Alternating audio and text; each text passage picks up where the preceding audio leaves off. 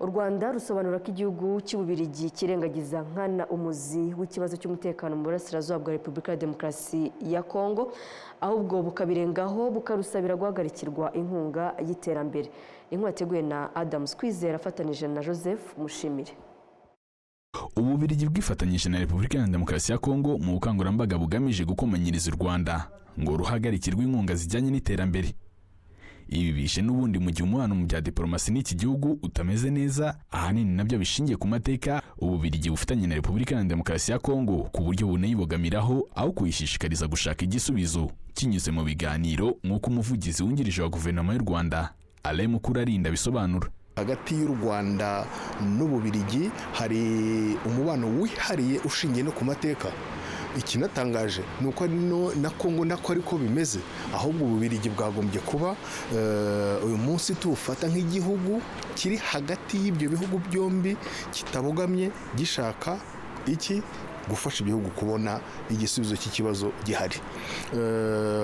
Kugira ngo wenda rero binumvikane, hari amakuru ari hanze ku karubanda azwi, umuntu yakwibaza impamvu niba abantu bose bayazi Ububiligi bwo butagenderaho kugira ngo bugire imyitwarire bufite uyu munsi yatumye guverinoma y'u Rwanda ifata kiriya cyemezo.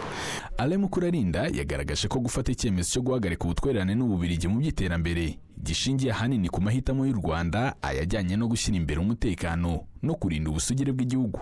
Nk'Abanyarwanda by'umwihariko bagomba kuvuga bati ese koko y'u Rwanda ruvuga ko hari ikibazo cy'umutekano, nibyo.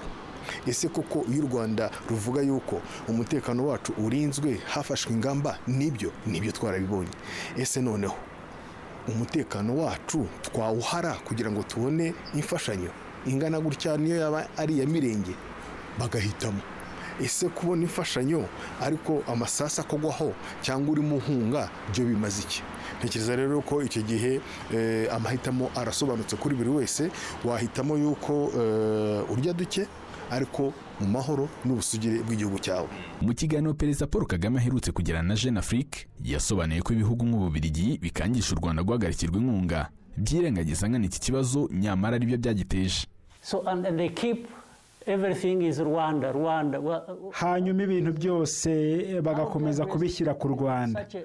None ni gute ushobora gukemura ikibazo nk'iki gikomeye ukigereka ahubwo ko kirimo kugiraho ingaruka? Njya ntungurwa no guhora numva ibihugu nk'Ububiligi basabira u Rwanda ibihano birengagije ko nabo bafite aho bahuriye n'ayo mateka ndetse n'icyo kibazo.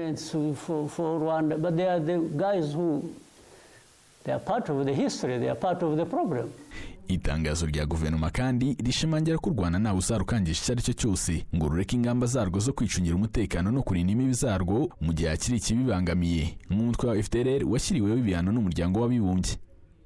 U Rwanda kandi rusanga ubufatanye mu iterambere bukwiriye gushingira ku bw'ubuhane bw'impande zombi. Adams Kwizera, Televiziyo Rwanda.